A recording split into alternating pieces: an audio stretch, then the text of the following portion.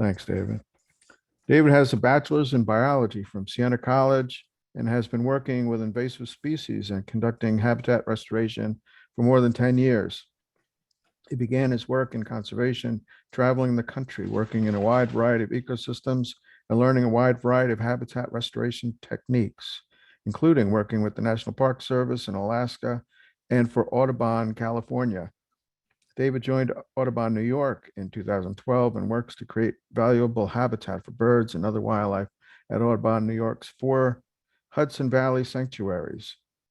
He's a member of the New York Invasive Species Advisory Committee and the Hudson River Estuary Management Advisory Committee, as well as a partner in both the Lower Hudson and Capitol Mohawk PRISMs. Please welcome David. All right, thank you very much. Can everybody see my screen okay? We can, yes, thanks. Okay, so I'm gonna talk about today is an experimental Phragmites australis control project at Constitution Marsh Audubon Sanctuary. I'm sure most people are familiar with Phragmites, also known as common reed. It's a pretty common invasive species that can grow really dense, take over wetland areas, outcompeting native vegetation, and pushing out the native wildlife. So just a little bit about Audubon New York and the Hudson Valley.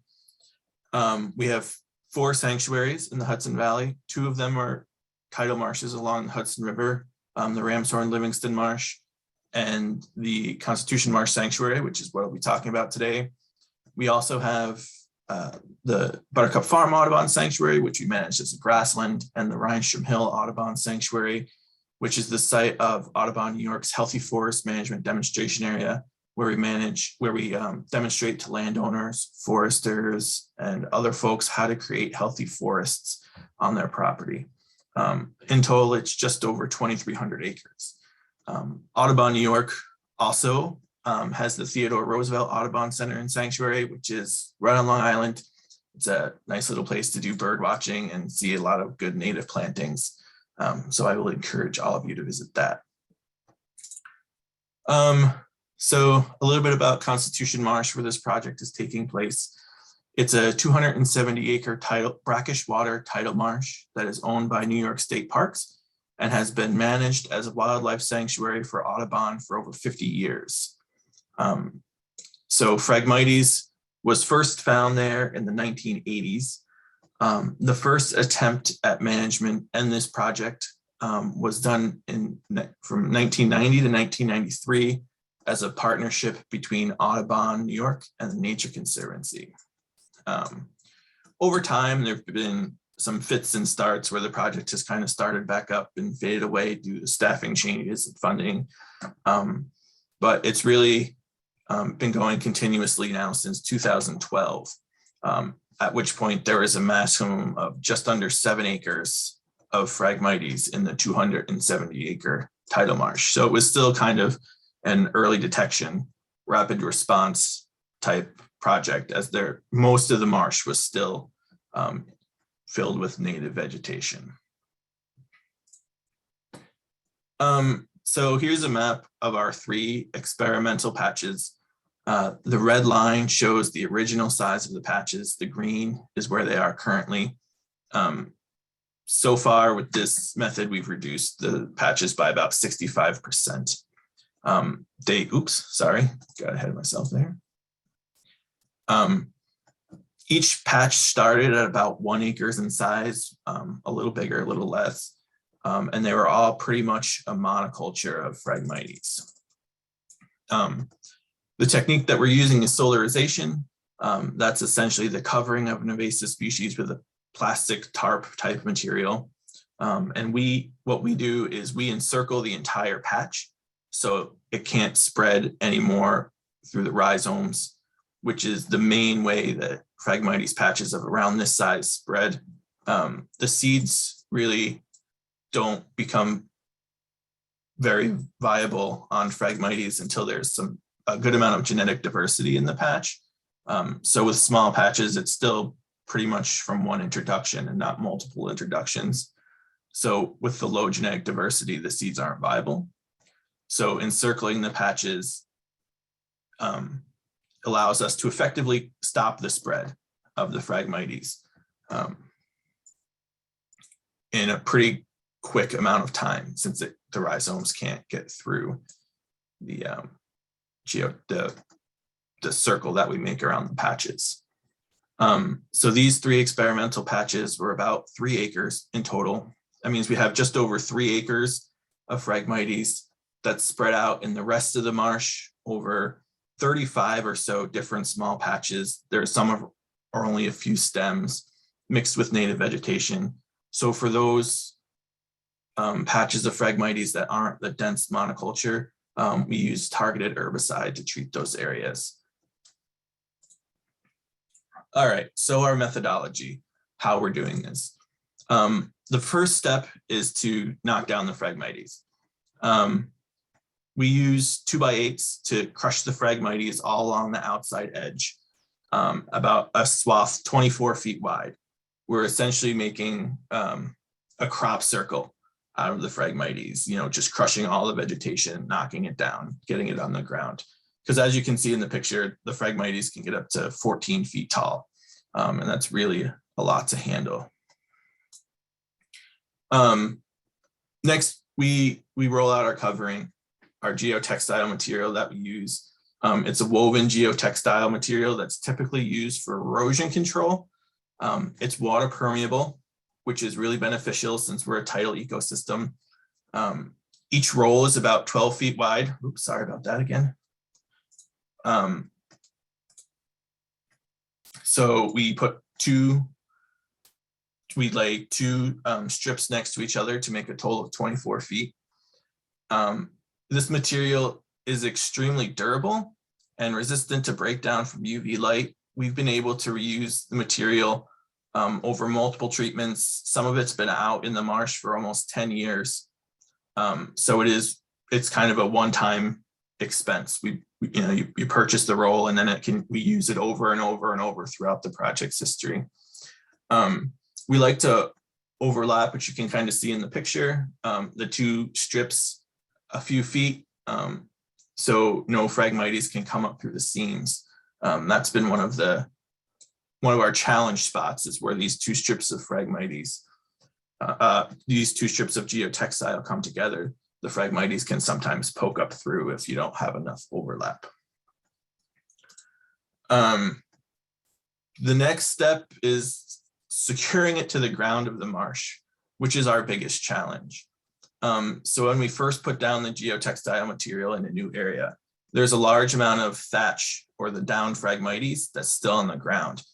And when the first high tide comes in, that thatch starts to float and push up on the geotextile, which is a big challenge for us. So we went through many different designs of anchors to try to keep the geotextile on the ground.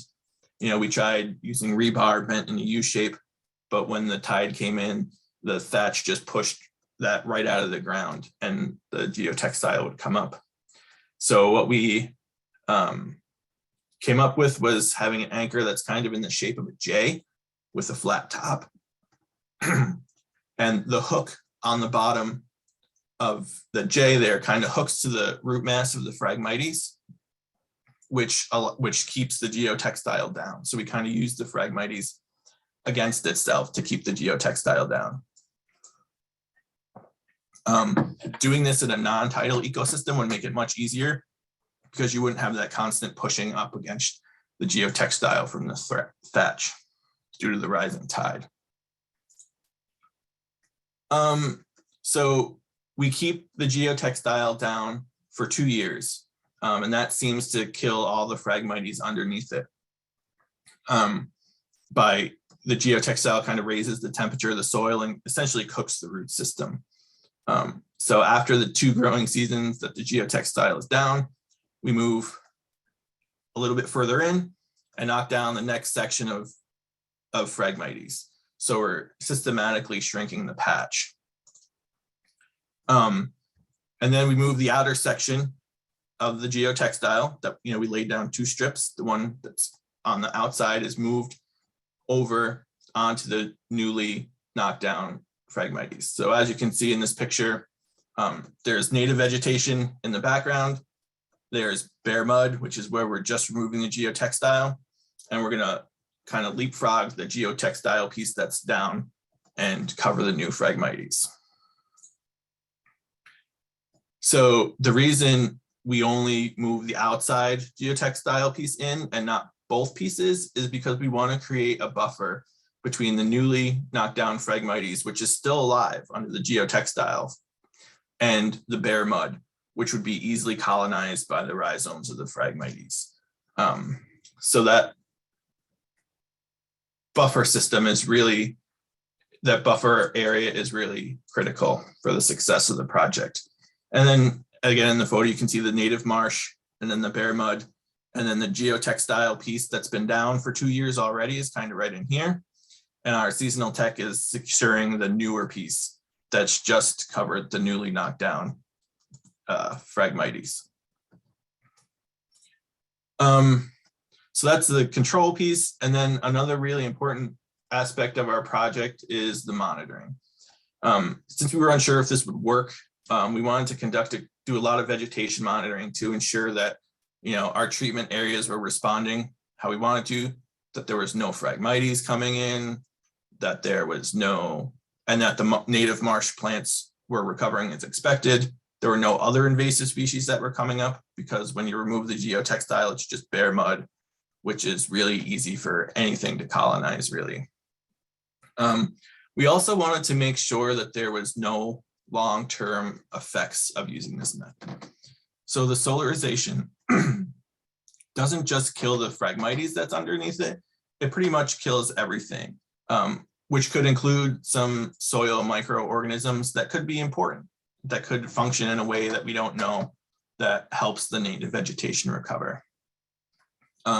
So in our data collection, we collect, you know, which species is there, what percent cover is there in a meter square quadrat, and what the phenology of the plant is, or the life stage, whether it's in flower, it's in seed, it's a seedling. In the first growing season after we remove the geotextile, we monitor 3 times to ensure we don't miss any early successional species that might come up really quick and then fade away as more mature marsh species come in. And each subsequent year, we monitor once a growing season. All right, so what have we found? The important thing. So part of our evaluation is we also selected control points throughout the marsh. You can see them on the map here, in areas that have not been invaded by Phragmites. We wanted to see what the natural state of the marsh was, essentially, what we're trying to get to in these treatment areas.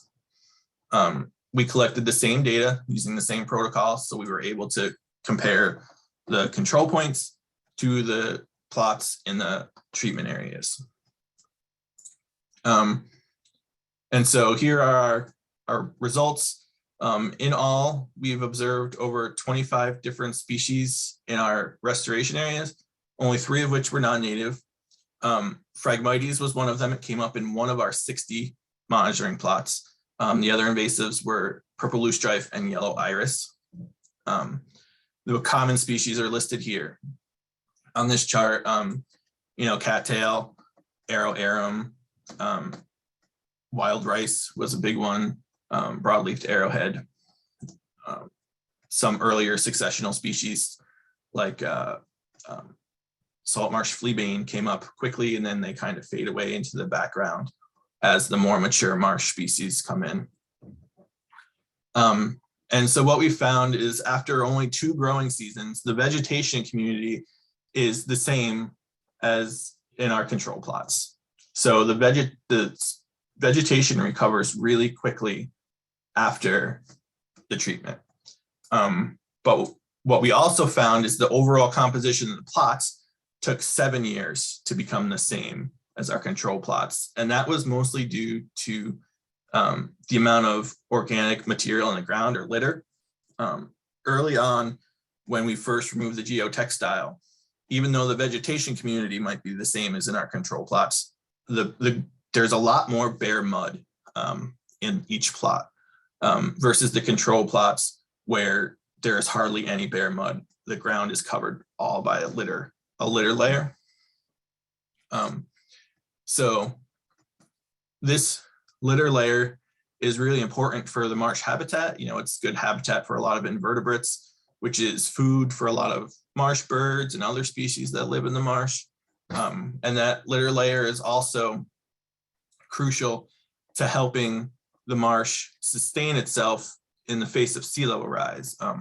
Another project that we do, surface elevation tables or sets, actually measures the elevation of the marsh, and to see if the elevation gain from sedimentation or the buildup of organic material like this litter layer is enough to keep pace with the increasing water level to sea level rise. Some models predict that within 75 years, Constitution Marsh may be completely underwater, which would be bad for the wildlife there and for the other services that the marsh provides. But with this data we're collecting, we're hoping to get more accurate predictions of how sea level rise will affect the marsh. And this litter layer is a really important component of the marsh being able to survive with sea level rise. So that's why we included it in our data process and our data collection.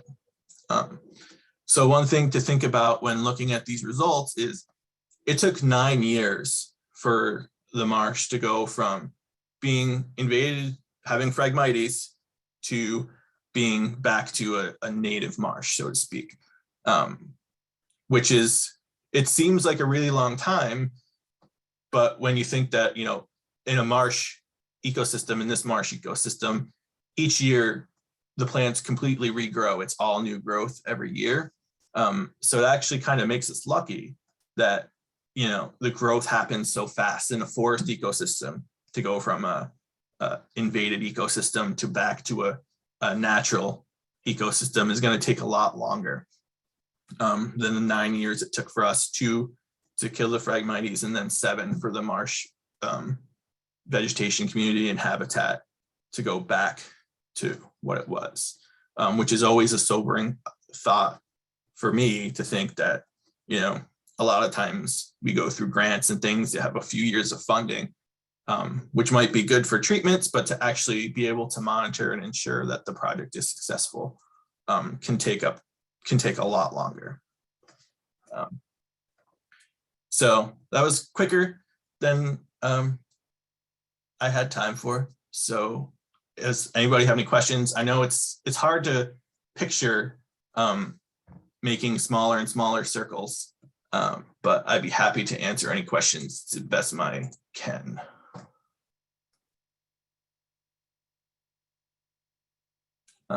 Let me see, how do somebody's raising their hand and I don't know how to, I'm going to stop sharing.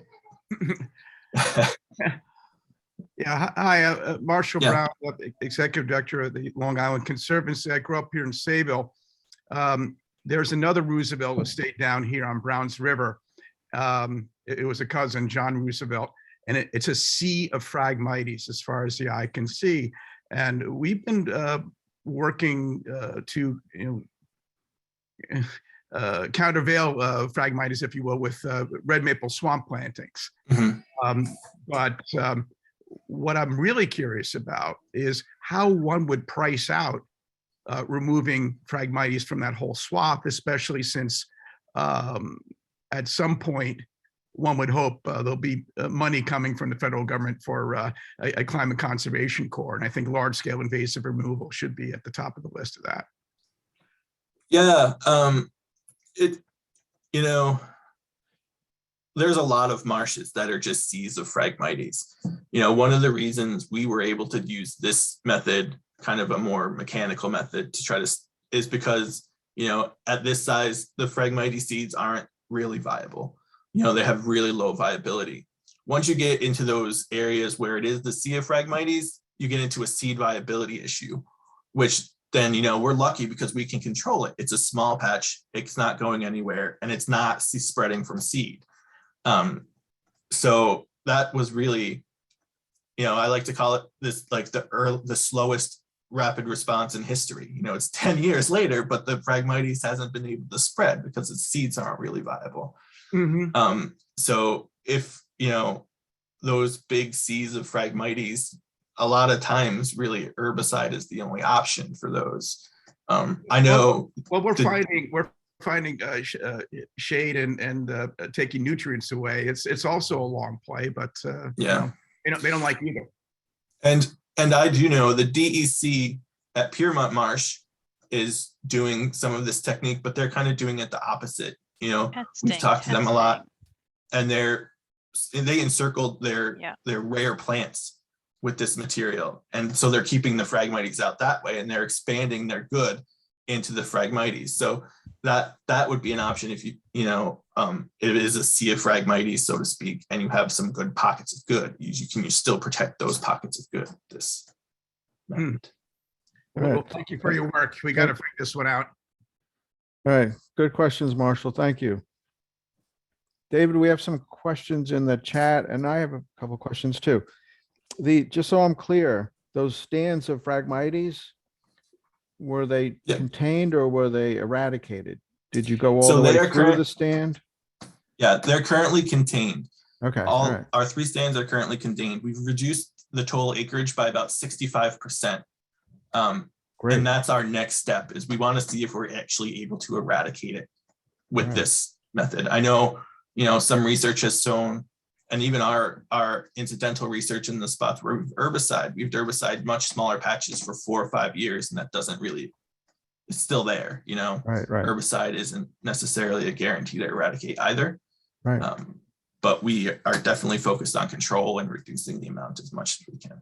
Okay. And do you see new stands of Phragmites appearing? I know you mentioned the seeds. The seeds are not I mean, super viable, but new stands of Phragmites do appear occasionally, but it's really hard to tell. Being part of the Hudson River, like, we're getting seed sources from everywhere, not just seed sources, but, you know, pieces of Phragmites, you know, right to our north. There's another marsh that is one of those seas of Phragmites, you know, so it's like we're in a constant battle to try to keep it out. But it doesn't seem to be invading quickly, which one would expect if these patches were not controlled. Gotcha. And how about wind? Is wind an issue? You mentioned the tide. Yeah, How's wind is also an issue. Originally, we went full for the gusto and knocked down the whole 1 acre patch and covered it 1 year, and the wind was able to just pull it right up. We weren't able to keep it down. So that's why we went to the encircling, doing it more slowly, to try to be more successful in that aspect. Gotcha. Where do you purchase the geotextile? So we purchased it at like a building supply company. It's a company that sells other things like manholes and traffic cones. Okay. So it's used a lot for erosion control on roads. Okay. You mentioned control strategies for smaller infestations. What are these strategies?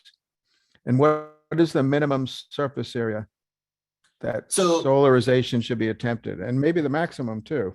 The minimum. Yeah, I would say the maximum is probably right around the acre and a half. Okay. The minimum, you know, we tried to find, you know, since solarization is really indiscriminate, it'll take out everything that's under it. We wanted, you know, those monocultures where you can see it's just Phragmites. So in our smaller patches that are like 1/4 of an acre or less that we have, it's still mixed with a lot of native vegetation. And so we try to do a more targeted herbicide application in those patches every few years, just to keep them from getting out of control. You know. Okay, great. Let's see, I'm looking at the chat here. I think there's more.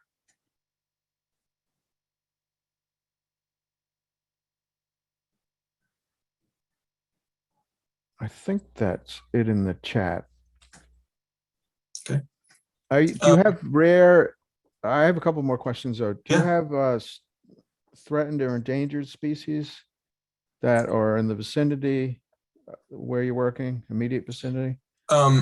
Not plant species. We have, you know, threatened endangered wildlife species, and one of the reasons they're threatened is because of the Phragmites.